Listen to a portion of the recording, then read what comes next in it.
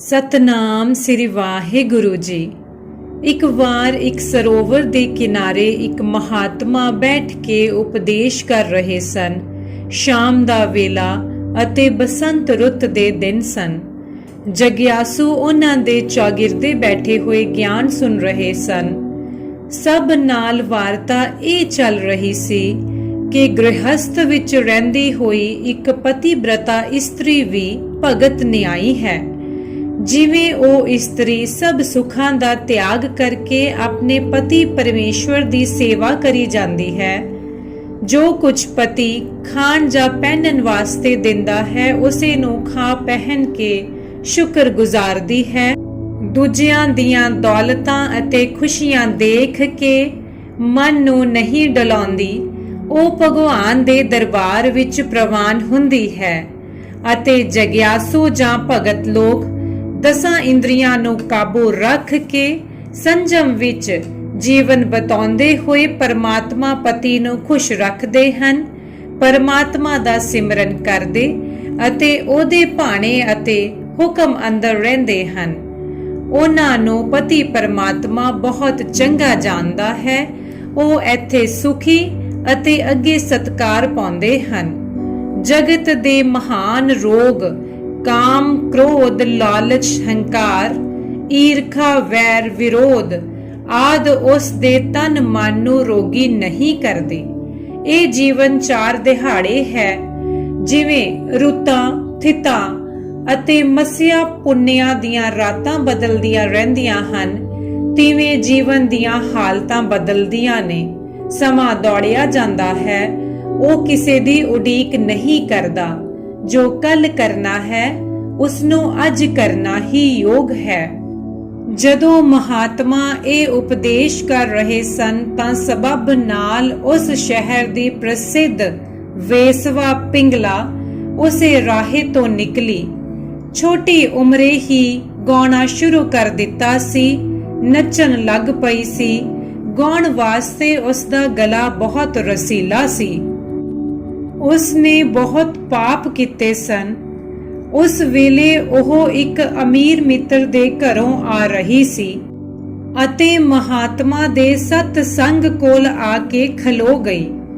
ਉਸ ਨੇ ਉਪਰੋਕਤ ਪਤੀਬ੍ਰਤਾ ਦਾ ਉਪਦੇਸ਼ ਸੁਨਿਆ। ਭਗਵਾਨ ਦੀ ਲੀਲਾ ਉਸ ਦੇ ਮਨ ਉੱਤੇ ਚੋਟ ਕਰ ਗਈ। ਉਹਦੇ ਪਾਪਾਂ ਨੇ ਉਸ ਨੂੰ ਕੰਬਾਇਆ। ਅੱਗੇ ਜਾਣ ਦੀ ਥਾਂ ਉਹ ਮਹਾਤਮਾ ਕੋਲ ਉੱਥੇ ਹੀ ਬੈਠ ਗਈ।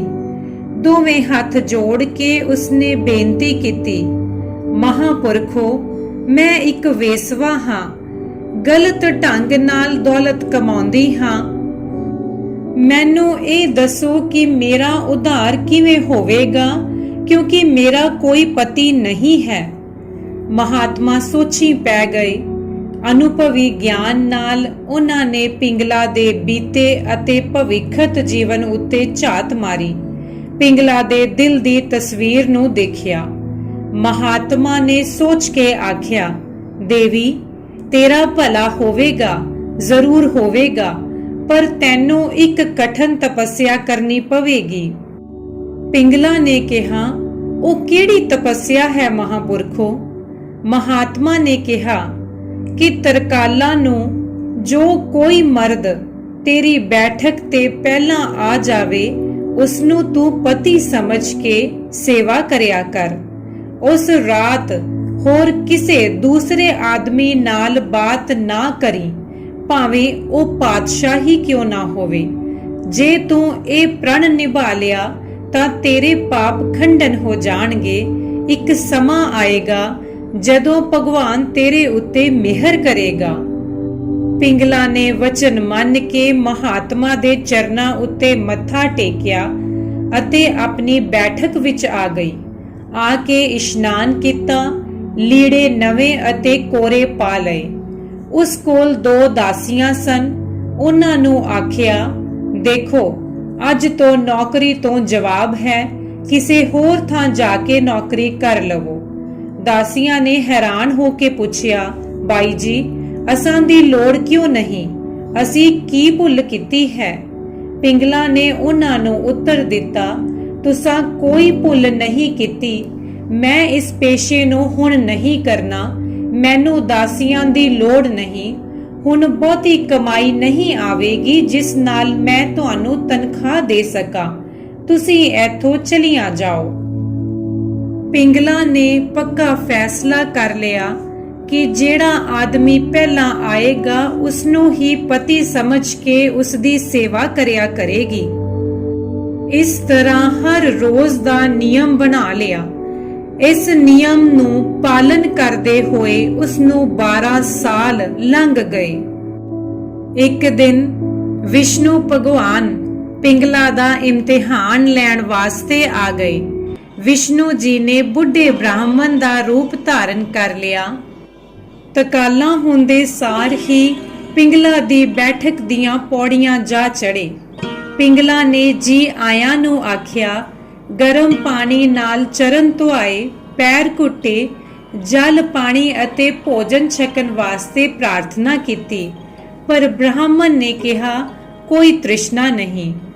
ਕੁਝ ਸਮੇਂ ਬਾਅਦ ਉਹ ਬ੍ਰਾਹਮਣ ਬਿਮਾਰ ਹੋ ਗਿਆ। ਬਿਮਾਰ ਵੀ ਐਸਾ ਜਿਸ ਦੀ ਸੇਵਾ ਕੋਈ ਇਸਤਰੀ ਮੁਸ਼ਕਿਲ ਹੀ ਕਰਦੀ ਹੈ। ਪਿੰਗਲਾ ਸਾਰੀ ਰਾਤ ਉਸ ਦੀ ਸੇਵਾ ਕਰਦੀ ਰਹੀ, ਪਰ ਉਹ ਬ੍ਰਾਹਮਣ ਠੀਕ ਨਾ ਹੋਇਆ। ਜਦੋਂ ਦਿਨ ਚੜ ਗਿਆ ਤਾਂ ਉਹ ਬ੍ਰਾਹਮਣ ਮਰ ਗਿਆ। ਪਿੰਗਲਾ ਉਸੇ ਤਰ੍ਹਾਂ ਰੋਣ ਪਿੱਟਣ ਲੱਗ ਪਈ ਜਿਵੇਂ ਇੱਕ ਪਤੀਵ੍ਰਤਾ ਇਸਤਰੀ ਆਪਣੇ ਪਤੀ ਦੇ ਚਲਾਣੇ ਉੱਤੇ ਦੁੱਖ ਅਤੇ ਵਿਛੋੜਾ ਪ੍ਰਤੀਤ ਕਰਦੀ ਹੋਈ ਰੋਂਦੀ ਪਿੱਟਦੀ ਹੈ। ਉਸ ਦਾ ਰੋਣਾ ਸੁਣ ਕੇ ਹੋਰ ਵੇਸਵਾਵਾਂ ਇਕੱਠੀਆਂ ਹੋ ਗਈਆਂ। ਸਾਰੀਆਂ ਨੇ ਉਸ ਦਾ ਮਖੌਲ ਉਡਾਇਆ ਕਿ ਇੱਕ ਕੰਗਾਲ ਅਤੇ ਬੁੱਢੜੇ ਗ੍ਰਾਹਕ ਬਦਲੇ ਕਿਉਂ ਰੋ ਰਹੀ ਹੈ। ਪਰ ਪਿੰਗਲਾ ਕਹਿੰਦੀ, ਇਹ ਮੇਰਾ ਪਤੀ ਹੈ ਜੋ ਮਰ ਚੁੱਕਾ ਹੈ। ਇਸ ਨਾਲ ਮੈਂ ਸਤੀ ਹੋ ਕੇ ਸੜ ਜਾਵਾਂਗੀ।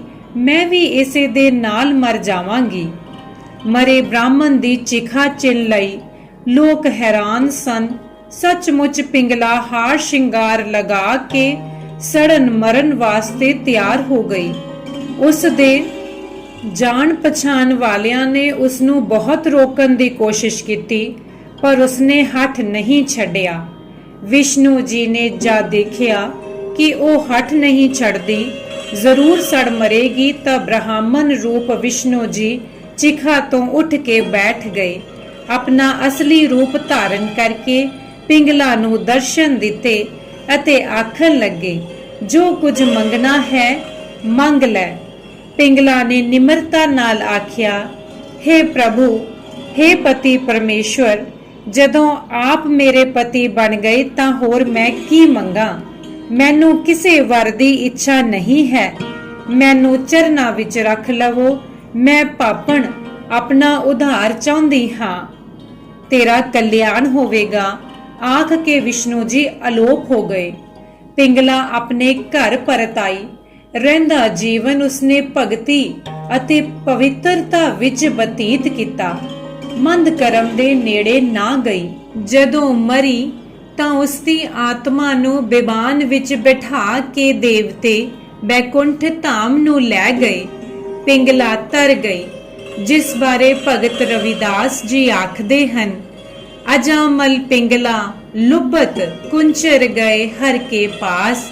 ਭਾਵ ਅਜਾਮਲ ਪਿੰਗਲਾ ਲੁਬਤ ਅਤੇ ਹਾਥੀ ਹਰੀ ਦਾ ਸਿਮਰਨ ਕਰਨ ਦੇ ਕਾਰਨ ਹਰੀ ਦੇ ਪਾਸ ਪਹੁੰਚ ਗਏ। ਉਹਨਾਂ ਦੀ ਕਲਿਆਣ ਹੋ ਗਈ।